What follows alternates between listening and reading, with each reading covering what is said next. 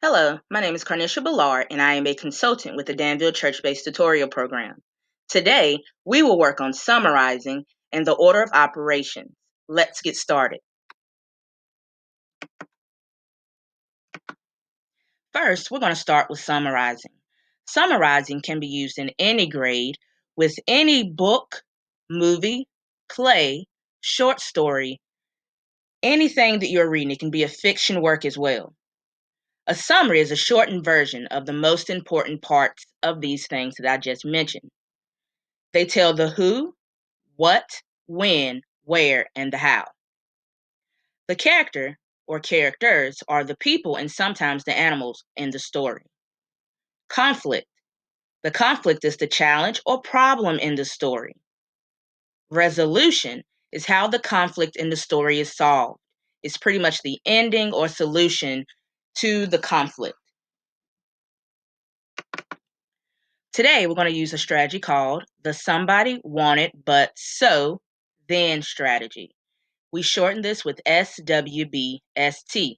This can be used during and after reading. Here is the strategy used in a graphic organizer. Somebody, the character, wanted, character motivation or goal. Conflict is the but or the problem. So, how does the main character solve the problem? This is a major event. Then, the resolution, the solution, the outcome, or the result. Let's use a common story that we all know about, the big bad wolf. In the story, the three little pigs. The big bad wolf is the somebody. He wanted pigs for dinner, but they kept hiding in new homes made of straw, sticks, and brick. So the wolf blew down the houses except for the one made of brick.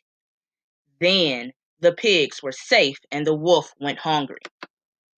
Yes, this is a story, a short story, and it's much longer than what we see in our Somebody Wanted But So Then graphic organizer. But that's why this strategy is so useful. It helps you to pick out the most important parts of the story. We have our character, our problem, and our solution. Now, we're going to read a short story called The Empty Pot. This story is retold by Betty Yee and illustrated by Jinwoo Kim. Remember, illustrations are the pictures in the story. So the person who illustrated it in the story or drew the pictures is Jinwoo Kim. A long time ago in China, there was a boy named Chen. He lived with his mother in a wooden house in a countryside village. Their house was very small, but their garden was always full of beautiful flowers and other plants. Chen's mother had planted the garden before Chen was born. She taught him everything she knew about gardening. The emperor of China was a very old man who had no children of his own. He worried about who would become the next emperor and what would happen to his country. He decided to choose the next emperor from among the children of his empire. One day, the emperor announced that the people of China should bring their children to his palace.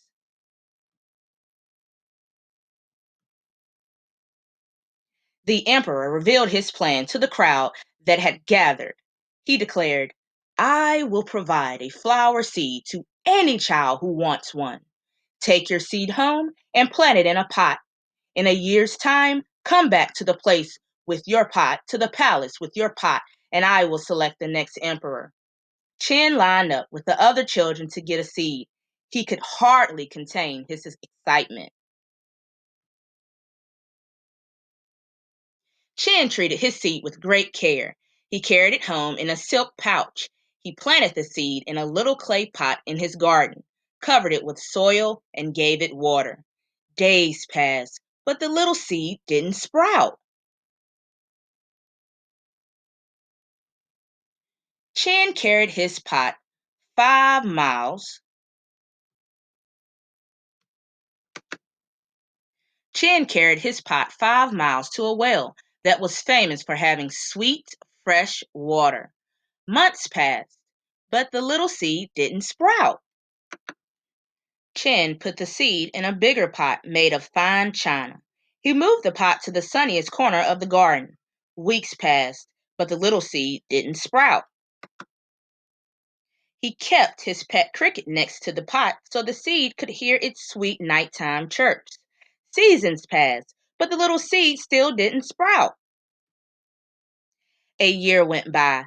It was time to bring the pot back to the emperor's palace. Chin felt downcast and glum. His seed hadn't sprouted at all. His wise mother found him weeping in the garden. "You did your best," she said to Chin with encouragement. "I am very proud of you. Bring your pot to the emperor and tell him what happened." Children arrived at the emperor's palace with their pots full of flowers. Each pot seemed to hold flowers more beautiful than the last. Chin looked down at his own empty pot and wanted to run back home. He calmed himself down, remembering his mother's words. He decided to stay where he was. The emperor walked slowly through the crowd of children and flowers, studying each child and pot as he went. Something was wrong. The emperor didn't look pleased. In fact, it seemed as though the prettier the flower, the angrier he became. At last, he came to Chin and his empty pot. "What's this?" the emperor demanded. "Why is your pot empty?" Chin hung his head in shame. "I'm sorry. I put the seed in a pot, but it didn't grow. I put it in a bigger, fancier pot, but it still didn't grow. I made sure it had plenty of sunlight. I gave it the freshest water. I even let my cricket keep it company at night. Still, it would not grow. I tried my best." Suddenly, to his surprise, Chin heard the emperor shout, "I've found him! I've discovered the child worthy of becoming the next emperor. I don't know how the rest of you grew your flowers. The seeds I gave everyone were boiled. They could never have sprouted. But this honest, brave child told me the simple truth. He used his best effort to try to grow the seed. These are the qualities I want to see in the next emperor." Chin and his mother went to live in the palace. Every day, the emperor and Chin worked in the palace garden together. When Chin became emperor, he cared for China just as he had always cared for his own garden.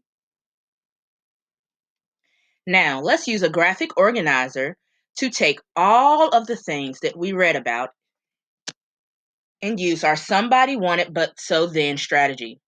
Somebody. Who is the main character? It was the emperor.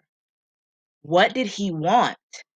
He wanted to be sure his empire had a good emperor. But he was old and had no children. So he announced he would give each child a flower seed to plant. In a year, they would bring the plant back and he would choose a new emperor. What happened? How did he find a new emperor? Chen was honest. Chen became the new emperor because he was honest and did not cheat. This is how we can use the somebody wanted but so strategy to summarize a story. Remember, this can be used in a book, a play, a nonfiction work, any story that you are reading. Remember, the longer the story, the longer your somebody wanted but so strategy, or the longer your summary will be. This was a short story, but you can use this in any chapter book.